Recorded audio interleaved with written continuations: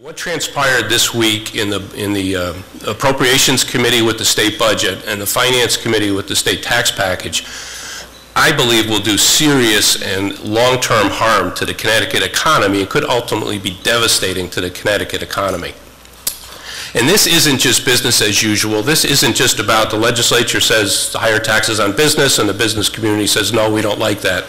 This goes far beyond that because this really isn't about business, in my opinion. This really is about the state of Connecticut and all the people that live and work here. Because the message that came out of the legislature this week, in my opinion, is that the most important thing, the highest priority, is growing the size and cost of government and not growing our economy and creating more jobs.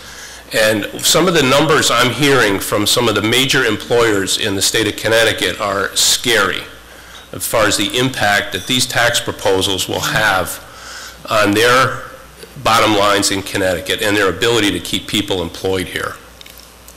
So we came out very strong Monday after the appropriations, not only passed a budget that would increase spending from 2015 to 2017, just 2 years, by over $1.5 billion. Not only that, but totally eviscerated the state spending cap. And I know there's a lot of criticism of the cap, that it hasn't really been effective, but it's like the last thing we have to at least have some measure of control over state spending. And the actions they took basically says we have no spending cap anymore. So if these policies are allowed to go forward, as I said, I think it's going to do serious and long-term harm, not only to the businesses in Connecticut, but the Connecticut economy, and most importantly, our valued workforce, the people that are working hard every day of the week on shop floors and in office buildings and in storefronts all over the state of Connecticut. It's not about business, it really is about our future. What kind of state do we want to have? As you know, by our 20 by 17 campaign, the reason we started that is because the national perception, and I hate to say this, I hate to say the words, but the perception is that Connecticut's one of the worst places in the country to do business, at least by some reputable organization, CNBC being one.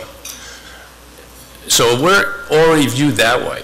And while other states are lowering business taxes, trying to lower personal income taxes, we're proposing a massive tax increase following just 4 years after the largest tax increase in state history. What kind of message is that going to send to investors? Because at the end of the day, it's about attracting capital and attracting talent. And we're not going to be able to attract the capital if people can't make a reasonable rate of return, and we're not going to attract the talent if we don't have the job opportunities for them. So I'm totally befuddled by the direction that these two major committees have taken this week.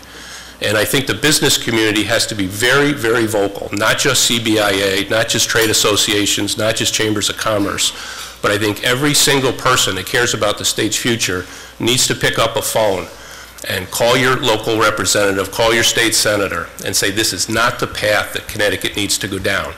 Because all the programs that they're trying to fund, those people are going to be back with a bigger problem 2 years from now, because we're not going to see the revenues, because we're not going to see the investment in the state of Connecticut.